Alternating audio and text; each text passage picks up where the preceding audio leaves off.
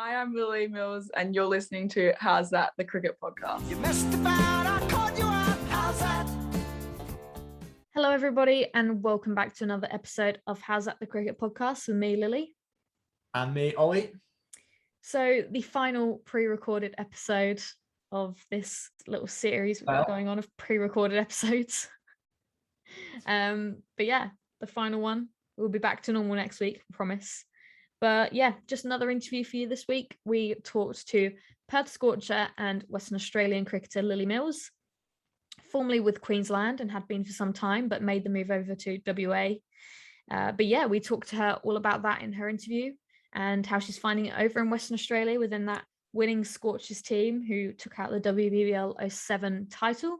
No, obviously success is a wonderful thing, and obviously she's buoyed by that with the work that her team had done, and she was a large part of that as well. So she's definitely a wonderful person to interview, and definitely happy with her exploits last summer. So without further ado, enjoy the interview with Scorcher style Lilly Mills. Oh, that is the perfect off-spinner's delivery. Pitching outside off, turning back in and taking the top of off. Well bowled, Lilly Mills. Welcome, and thank you very much for joining us today. No worries. Thank you for having me. So would you mind just starting off by telling us where in the world you are at the moment and where you're kind of at with your cricket career at this point?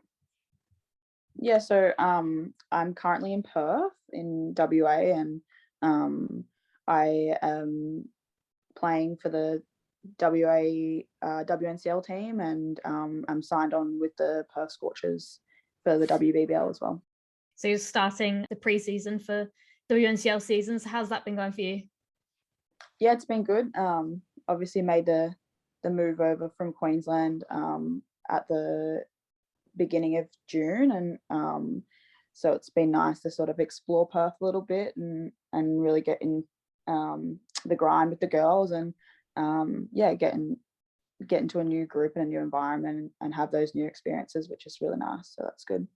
Yeah, no, that's really exciting. And obviously we will get around to a bit more WNCL stuff a bit later on, but you mentioned moving over. So you're originally from Queensland. So you started off your cricket career there and up to the point you are now. So if you go right back to the very beginning, how did you very first start playing cricket and getting into that?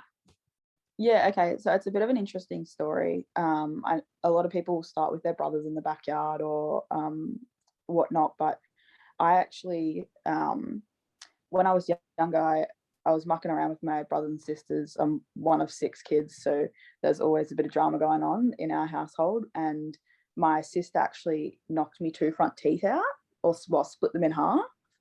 And anyway, went to the dentist, ended up getting braces. And when I was quite young, I was like 10 years old, and I remember complaining about them because when you first get them, they sort of ache a bit because obviously you change your mouth shape and things like that. And anyway, Dad was up watching the Ashes one night, and I just remember it being like Jimmy Anderson and bowling to Ricky Ponting, and I just remember saying like, I want to play like that, like I want to do that. And then so we just sort of went down to our local club, which was Tawantin Noosa at the time, and went along from there. Just started playing with the boys.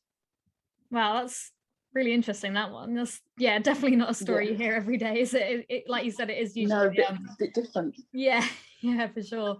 It's definitely usually the brothers. So no, that's really interesting, that one.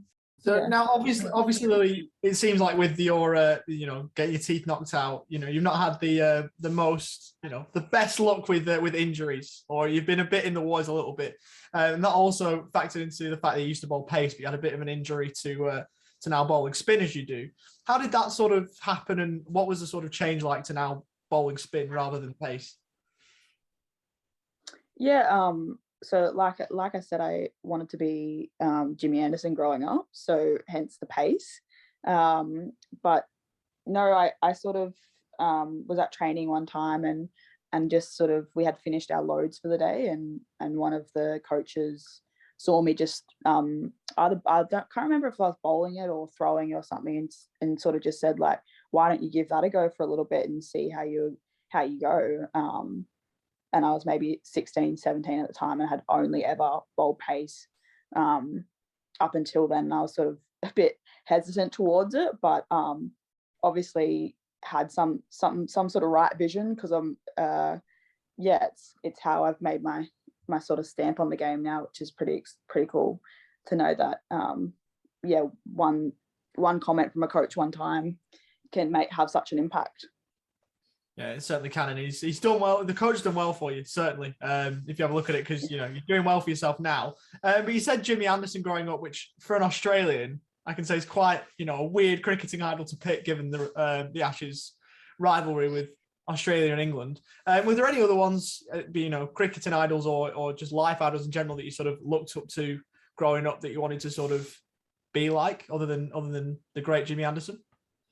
Yeah, I played a bit of rugby union growing up as well, and I wanted to be Dan Carter, and I think anyone that has anything to do with rugby in that way knows exactly why, and he's an absolute All Black great and such a professional. And I think the way that he just was so consistent in his performances every single time. Yeah, I guess there's a lot of documentaries on him being the perfect 10, which is the fly half in rugby, and that's the position I played, and I wanted to be that. So yeah, so Jimmy Anderson would be one. Sorry, not Jimmy Anderson. Dan Carter would be one. Obviously Ash Barty, being a fellow Queenslander, and the success she's had, and her little stint in cricket as well, sort of helping that being an idol. But I've always looked up to Kirby Short as well, from a leadership perspective, and just who she is as a person. Yeah, you've named, especially in a sporting sense, you name your Andersons, your Ash Bartys, Dan Carter. They're not sort of timid characters, are they? They're very, they're very character driven. They're very resilient, and they're very strong characters. Do you think that's something that sort of seeped into your game as a result of admiring those people? Yeah, I definitely think so. I think coming from a family of 6, you have to be a bit resilient to stand out as in that sort of a group, and you have to have a bit of a you kind of have to be able to cop a few blows sometimes when it comes to whether that be words thrown or whatnot. So I think that definitely has driven my competitiveness, and that's sort of how I like to play the game, a bit hard but fair, and really yeah, when you're on the field, go as hard as you can, and then as soon as you get off the field, have a laugh and whatnot, and that's sort of how I've played, and that's how, I guess, that's what I've learnt from them as well. Yeah, good to hear that they have made such an impact on your cricket career, I guess, up to date. But now, you mentioned there about obviously playing rugby as well. When did you decide that cricket was more your thing? How old were you playing the both? Did you ever play the both? What was the deal there? Yeah, so I played the both. I probably stopped playing rugby at maybe 15, 16. I just sort of, it kind of led into the back end of cricket season, the front end of cricket season, and into that like pre-season-y window. So I kind of had to make the choice between, is it worth risking getting injured? Obviously rugby is quite a high contact sport. And once I was in the Queensland pathway system, was it worth risking that injury to play and end up not being as I got older? But obviously at the beginning, I was just happy to play both, purely because I just loved both, and it was about being active and stuff like that. But I think the further I went along in cricket, it was sort of a more of a risk versus reward sort of a situation decision. Yeah, no, it makes sense. And then I guess leading on to that, obviously, you followed the cricket path. When did your state kind of Queensland journey start, and how did that opportunity to be with the Queensland group, how did that arise? Yeah, so I played underage cricket for Queensland since I was about 13. So I played under 15s for a few years, and then under 18s, and then got picked up on contract when I was 17, 18, one of the, something like around there. And then so yeah, had a few opportunities. Queensland at the time had a system where you sort of went in and spent a bit of time around the group when you were through the pathways, and then obviously getting a contract, then you're in and around the group all the time. But yeah, it was pretty seamless transition because the pathway system is so good over there. Yeah, and absolutely. And playing for Queensland at such a level is, must have been such an honour. Was there a moment where you sort of thought, were you taken aback and you sort of thought, wow, I'm playing for my, playing cricket for my state at state level? And, what was that sort of first experience like? Oh yeah, definitely. I think Queensland in general as a state has a lot of pride for its sporting teams. You look at the Maroons as an example, and it's pretty clear to see how much pride they have in their jersey. And I think the Queensland Fire had no difference, and to see the greats that had come through, like Jodie Fields, Grace, Harris, like all of these people, Moons, Shorty, like could sit here and list hundreds, but to know that like they had gone through that same journey to wear the shirt, and all the work that they had done in the past, it really made you proud to put on that the maroon and represent, go out and represent your state, hopefully the best you can. Yeah, and absolutely. And from there, obviously, the sensible move or the obvious move from an outside looking in was to then represent the Heat. But you were starved of opportunities, rather than wearing the maroon, as you say, you were wearing the light blue, but starved of opportunities in WBBL 06. How frustrating was that, having confidence in yourself, knowing that you're good enough to play at the level, but also, maybe other people perhaps not giving you the chance that you perhaps wanted? Yeah, I think obviously every person wants the opportunity and as much as you can get, but at the time the Heat had world-class spinners in the positions that were available. When you look at Jess Jonassen, who at the time was the best bowler in 50 over cricket in the world, and you've got Amelia Kerr, who's arguably the best leg spinner in the world, and then alongside Grace Harris, who has the reputation that she has. Yeah, it was tricky to get opportunity, but in hindsight, like my ability to learn off those girls has put me in such good stead to then kickstart onto what I did at the Perth Scorchers last year. Yeah, like I give a lot of credit to those girls and how I learnt how they go about the game, even though I potentially didn't get the opportunities that I would like. Yeah, and to focus in on Jess Jonassen and Amelia Kerr, they are premier bowlers in their fields, with the ball. They've been absolutely brilliant.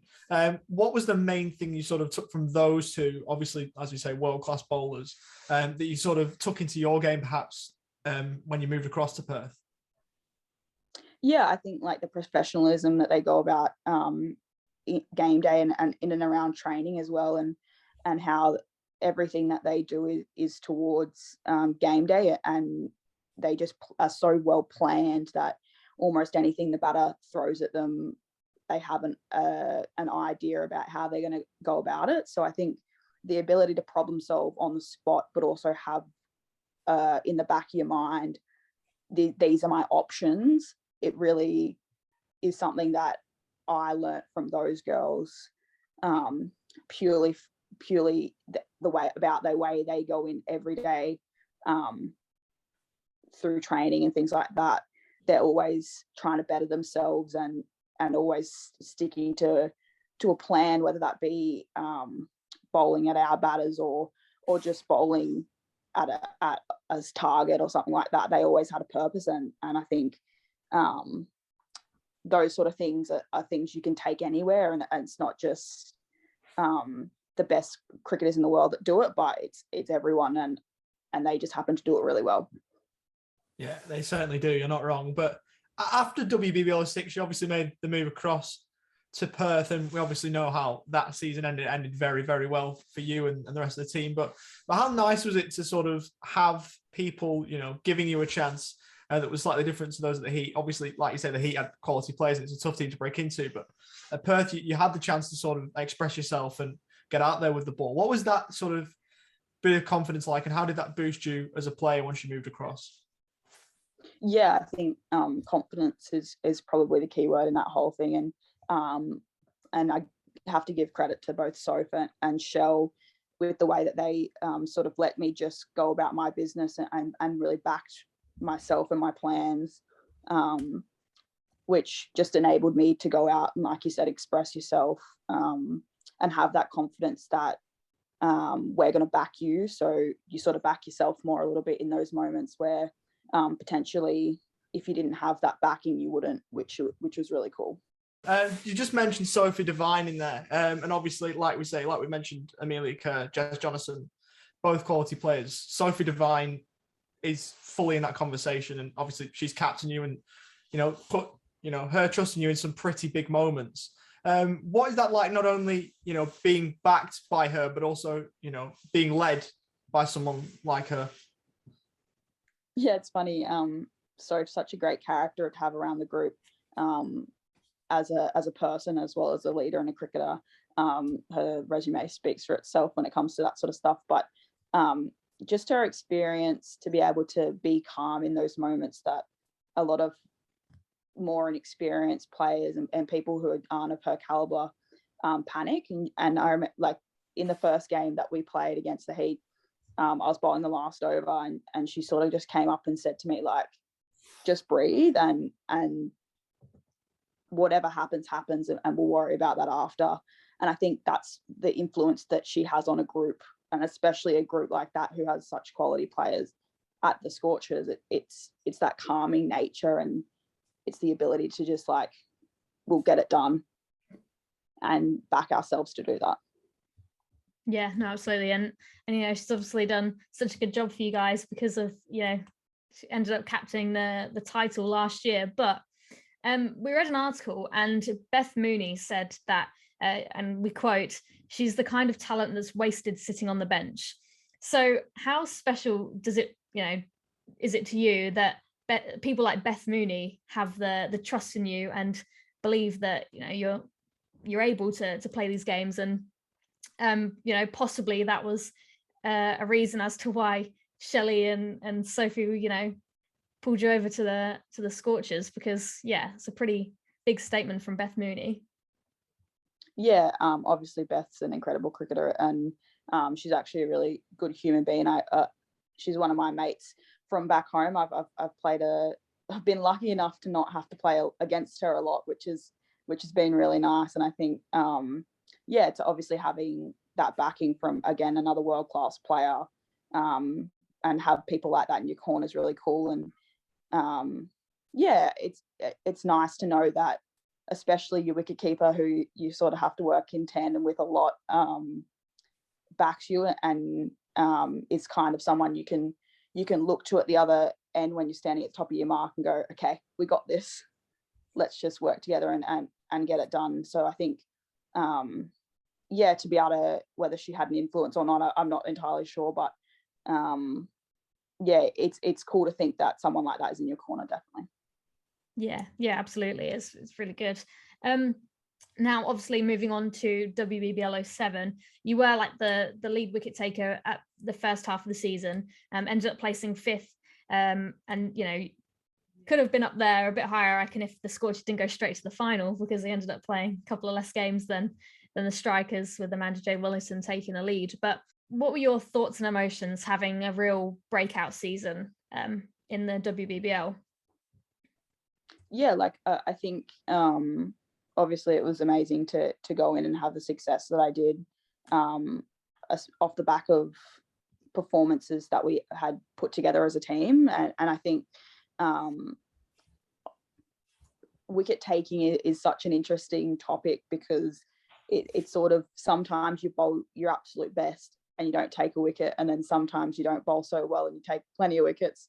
But I think going back to that, backing yourself and having that confidence to execute what you want to execute, and then the results happen at the other end, and most of the time you can't really do much about what the batter's going to do. So I think being able to come on and have the success, obviously not a lot of people had seen me or the way that I had bowled previously because I hadn't played. So I think the challenge this year will be to try and back that up and have that same consistency going. And so I think, if anything, this year will be even more of a challenge than the previous year.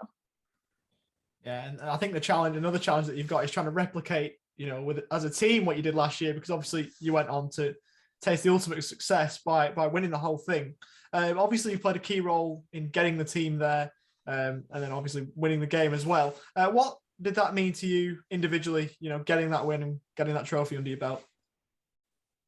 Yeah, it was a exceptional feeling to be able to come into a new group that obviously had a lot of success in the past, but potentially hadn't gone over the final line. It was pretty cool to come in and be able to have an impact and sort of, yeah, like I said, have an impact towards winning that trophy and getting us into that final. And I think, yeah, there's no better feeling than winning in the world. And yeah, to be able to lift that trophy in front of the Perth fans and what I think it ended up being a record crowd for a WBBL match.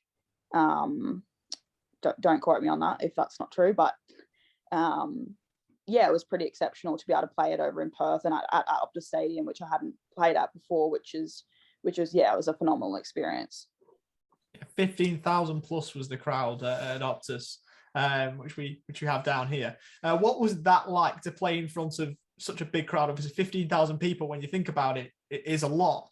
What was it like to play in front of 15,000 people, the majority of which would have been Perth people and would have been Scorchers fans? Yeah, it was pretty noisy, to be honest. Like, I can't imagine what it's like to play in front of 100,000. But yeah, it was pretty cool to be able to play that and bring the trophy home in front of that Perth crowd and yeah, to feel that support. And it honestly felt like we were backed on it. Everywhere you looked, there was an orange shirt or an orange flag. And I think it was pretty unreal experience to be able to do that in what was my first full season. And obviously we hear players of many sports say, the crowd is like an extra player for you. And, for people who've never played at such a level, it's hard to comprehend how much an impact that has. But how much of an impact does it actually give a player when you know that there's, thousands of people, maybe calling your name or chanting for the team? What's that actually like when you're out there in the middle? I'm not going to lie, you sort of drown it out a lot, to be fair. When you're in the moment executing your skill, you sort of it kind of blurs out into the background. But yeah, that was a moment where I can't remember where I was on the field, but I remember looking around. It might have even been before we had started out the second innings and we were about to start bowling. And I just remember thinking, like, this is so cool that all of these people had come out to watch us play. And yeah, like I never really thought about the pressure or the amount of people that were there to see us succeed. But like you said, it does truly feel like there's another person in your corner, which is really cool. Yeah, that's absolutely brilliant. And we've spoken with a lot of female players on this podcast, and we've sort of asked the question, like, how good is it to be a part of, this new wave of not only women's cricket but women's sport? Because women's sport around the world, whatever sport it is just completely just growing in popularity, which is absolutely obviously awesome. What is that like being, a real part of a new wave of not only women's cricket but also bringing new fans in and sort of the fanfare around it all? Yeah, it's pretty cool to think that we're sort of writing the beginnings of the story that will be women's sport and women's cricket in the next 100 years, if you look at it like that. And it's kind of it's kind of a dream to think that people look up to you as role models, and the amount of girls that are signing up to play cricket now because of the way that the WBBL has been showcased and the talent that's out there is pretty incredible, to be honest. And I think give us a few years and I don't think we'd be as far off the boys as people think. And women's cricket as a brand itself is pretty exciting and pretty well advertised. But I think the actual skill level of some of these people once they have the opportunity to become professionals, will skyrocket, and the growth will truly be exponential.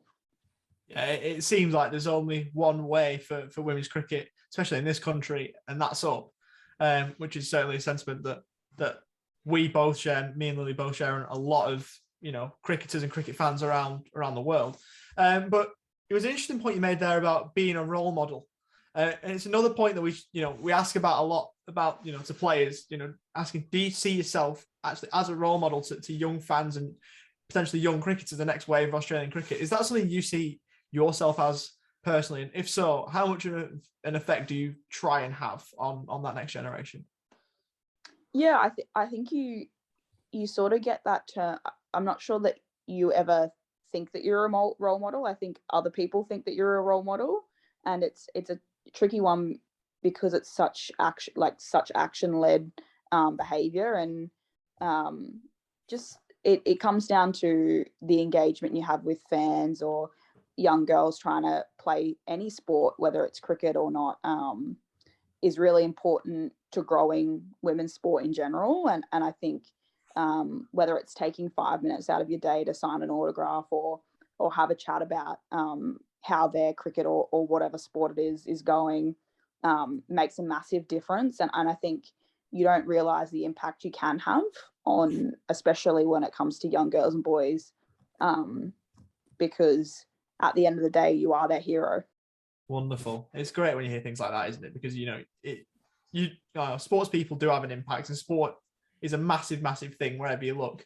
Be it with young fans, old fans. There's so many people watching. There's so many people wanting you to do well, and so many people are inspired, I think, when watching sports people. And it's it's great when players see what an impact that they have on fans, because as fans of sport, we certainly a lot of cases thank players for the jobs that they do. So it's nice to see that players not only appreciate that, but see that and try and play for the fans as well as playing for themselves. It's wonderful, really. Now, obviously, we just got one more quick question about that final.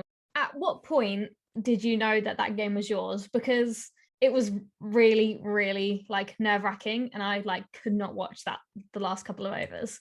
So obviously, being there out in the field, you had to watch, even though you probably wanted to look away at some point. So when was that moment for you when you knew that trophy was yours?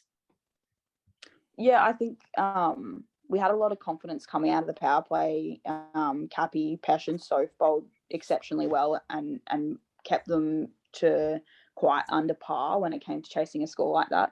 So I think heading it out of the power play, I was pretty confident. And then there was a few good partnerships. T-Mac and Wolvie had a pretty big, significant one in the middle there. And we always knew if we could get a few wickets that we could get the momentum back. And I think, it probably wasn't until the final over or the final 2 overs that I kind of sort of thought that we had wrestled. Obviously, T20 is a funny game, and anything can happen, especially when it comes down to not a lot of runs versus balls left. And I think, it probably didn't seem real until there was a few balls left and the strikers couldn't sort of win unless obviously there was some extras bowled. And I think that was truly the moment where you sort of stood there and sort of said, yeah, wow, we actually just won this. We need to just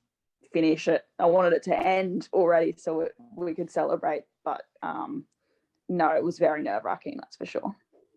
Yeah, no, I can imagine it was nerve-wracking for me, and I was sitting on my sofa at home. So now moving on to the upcoming season, like we said, it's approaching really fast. You're with Scorchers and WA, which I think starts next month, doesn't it?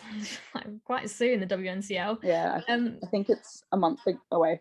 Exactly a month away. Yeah, it's pretty terrifying. But what are you most looking forward to about this upcoming season for both formats? Yeah, I think from a WNCL perspective, having the extra 4 games this year is going to be really exciting to play a full home and away season.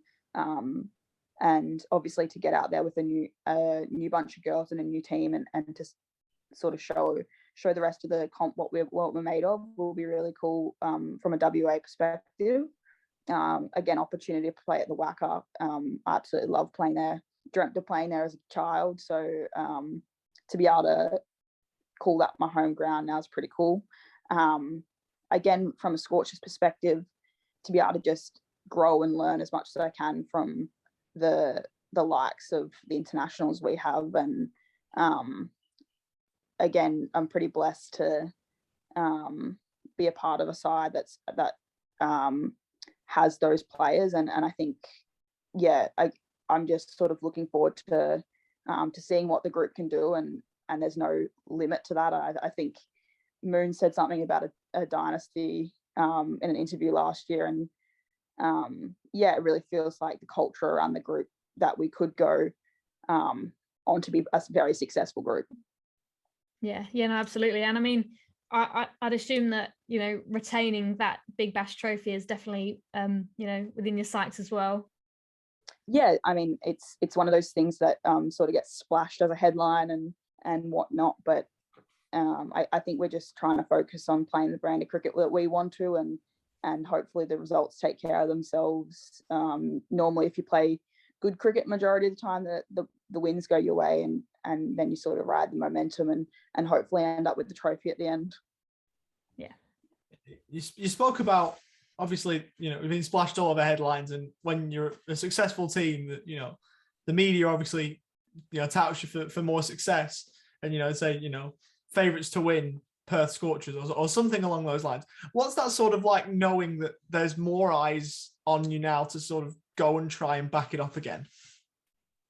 Yeah, I think I was lucky to be a part of the squad that won the second year of the Heats back-to-back titles, and there was a lot of chat about being the people who were chased instead of being the chasers, and it comes with a little bit of added pressure of just naturally, but a lot of the time you sort of just have to keep pushing the ceiling instead of thinking about going back to back, and it's sort of like, you know, that the group is going to be successful when they're playing their best cricket and when they're having a good time, and I think if you do a lot of things right, usually results go your way, like I said before. So championships are won by back-to-back performances. It's not necessarily one person scoring all the runs or one performance or one bowler. So it's truly about 1 to 11 contributing, and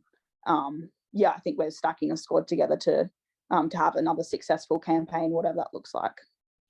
Yeah, absolutely. It's got to be, you know, people singing off the same hymn sheet, if you will, to win a tournament.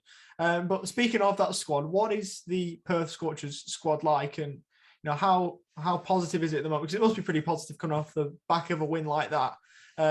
What is that like, not only at the moment, but, you know, how much better is it when, you know, the team's happy, the morale's high, and, you know, how much does that actually contribute when you're out there in the middle? Oh, absolutely. I think cricket's one of those tough ones where it's pretty individual when it comes to actual skill execution, but to be able to stand out there with your mates, there's no better feeling than being able to do that day in, day out. And when you have such a tight-knit group, it sort of allows you to ride the wave that is T20 cricket, and you kind of just support each other through the ups and the downs, like through the lows and the highs, and it kind of enables you to really enjoy that success when it comes. Absolutely, it certainly does, and that must obviously give you a fair bit of confidence going into the future now, because obviously, like you say, you've got a strong team, you know, a bunch of your mates, as you say, and you're coming off the back of, you know, a trophy winning season. So what are your goals heading into this next, not only Big Bash season, but also WNCL, and with that coming up shortly as well? Yeah, I think for me, just time on the park is a massive thing across both formats, and whenever I have, whether it's have the ball or in the field or with the bat, I'm just trying to make an impact, and hopefully I can do that for both WA and the Scorchers again this year. Yeah, 100%. It's going to be really exciting to see, you know, what you can do and what the Scorchers can do as a team. It's yeah, you'd like, you know, from obviously an outsider perspective, it's definitely the team to watch. So yeah, we'll definitely be keeping our eyes peeled there. But do you have a favorite cricket memory just from any point in your life? Favorite cricket memory. I think, yeah, there's a few. Obviously, being a part of a few winning championships has been quite up there. I'd have to say, I want to say playing my first game at the Wacker was pretty cool. What game was that, and what was that experience like? We played the Renegades, I think. And I just remember sort of walking around. Obviously, we had trained there a few days before, but I never really envisioned myself playing at such a historic ground, and to now be able to call it a home ground is just pretty cool. But yeah, I just remember looking around. Some of the names on the walls are going around that place is pretty cool. So yeah, I think just the history behind it, and yeah, you can say that all these greats played there, and it's pretty cool to add your name to the list. Yeah, absolutely. You know, you talked about the Wacker, you know, and how much you wanted to play there. I'm assuming that that's your favourite cricket ground. Correct me if I'm wrong. And if it is outside of the Wacker, where do you reckon the best place you've ever played is? I might be a bit biased. I think Allan Border Field's pretty good too in Queensland. Yeah. It can be harsh as a bowler. There's normally a short boundary and it's normally a road, but yeah, it's a pretty decent ground, I think. Yeah. So just quickly, we've got a few quick fire questions that we like to ask to our podcast at the end of each pod. So if that's all good, we'll just get rolling with those. Go for the it. First one being beach or backyard cricket. Beach, definitely. I think given the Queensland upbringing, and you know, now at WA, there's not many better beaches in Australia, I wouldn't think. So you've certainly got the home field advantage. Definitely not. Yeah, absolutely. Moving away from cricket slightly, favorite shapes flavor. Oh, this is tricky. Cheese and bacon. Can I just say, I love how on every single podcast it's a non-cricket questions that stump people the most. Yeah, it is. The questions have too many good ones. I like more. Okay. Not to try and put you on the spot, but we'll try and hit you with another one. Favorite film? Oh, favorite film, The Minority Report. It's a bit rogue. It's Tom Cruise. Wonderful. I think we've gone with the favorite cricket ground already. So we'll move on. Either hit 3 sixes to win a game, or take a hat trick to win a game. I think batters get more glory, but as a bowler, I have to say take 3 wickets. Yeah, it's an interesting one when we ask that, because it's quite a split decision. It's kind of a 50-50 call. So I think it's more on preference which one people go with there. But yeah, I think both of those would be pretty bloody cool to win a game that way. WBBL or WNCL? That's a great question, actually. WBBL. Yeah, nice, good choice. Any reason why, or just because of success? No, I think it's a really cool tournament. I think WNCL can get a bit stretched out and that, but WBBL. Yeah. And, short, and sharp, and shiny. Yeah. To follow on from that, T20 or Test cricket? Test cricket all the way. Yeah, I'd have to agree. Is porridge a cereal? Yes or no? Ooh, it's definitely a breakfast food. I'm gonna go no. Right. That's okay. the right answer. Yes, I agree with that. Probably Breakfast, not cereal. Yeah. Yeah. Good. Right.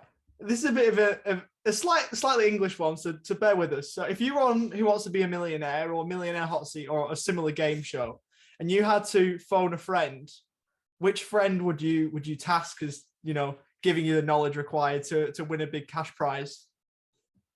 Definitely my uncle. He's got all. I've never met someone that's got so much knowledge. Nice. And I think just to round this one off, another non-cricket related one. Favorite cuisine? Oh, this is tricky as well. depends. Is it night before a game or is it just Uh, every day? Go both. Go Yeah. both. Night before a game, got to be Italian. Get the carbs in. Every other day, Mexican. Yeah, not bad shouts whatsoever. In fact, we were talking about this on air, so we might just end on this one because I think Lily has some pretty strong opinions on this particular question. Pineapple on pizza, yes or no? Again, depends. Yeah, I think if you like pineapple on pizza, then go for it. It's not my preference, Not but yours? No. not gonna Just- take it away from anyone. Yeah, it was I literally had a pizza tonight with pineapple on, so I think that's where Ollie brought that back. But no, Yeah. fair enough. Each to their own. If that's not your choice, then that's completely fine. That just about rounds us off. That's not a bad way to end it, I don't think. Yeah, no, not at all. Thank you so much for joining us tonight. We really, really appreciate your time. No worries. All the best Thanks for for your having me. upcoming cricket. Yeah, we'll I'm sure we'll see Ollie in Melbourne and me down in Adelaide. So yeah, look forward to it. And Absolutely. again.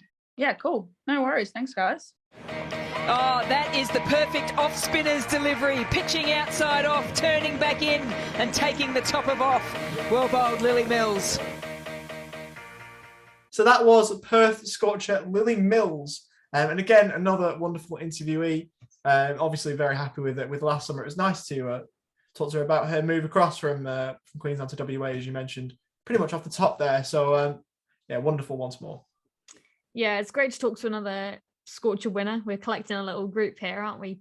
First Piper, and then to Neil, and then to have Lily as well. It's really good, and yeah, it's really good to hear about the winning culture, really. And although it is disappointing to talk about the strikers' loss, which is never usually good, but yeah, like I said, really good to talk to Lily, and I really enjoyed it. Yeah, likewise. And another interview in the bank. We need to get the whole Scorcher squad in here, don't we? Because I mean, obviously it was before I was here, a couple of them, but you've got a quarter of them done already. So we need to get moving, and we need to get that whole 11 in. We do. Beth Mooney, you're next. That would be Contact nice. us if you're listening. That'd be nice. Let us know if you hear this, Beth. We'd be happy to have you on. But yeah, that was the episode for this week. Really hope you enjoyed listening.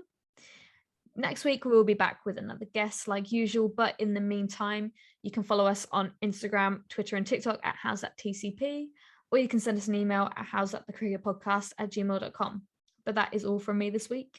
Yeah, absolutely. A couple of pre-recorded episodes on the way, but looking forward to having you back next week. How's that?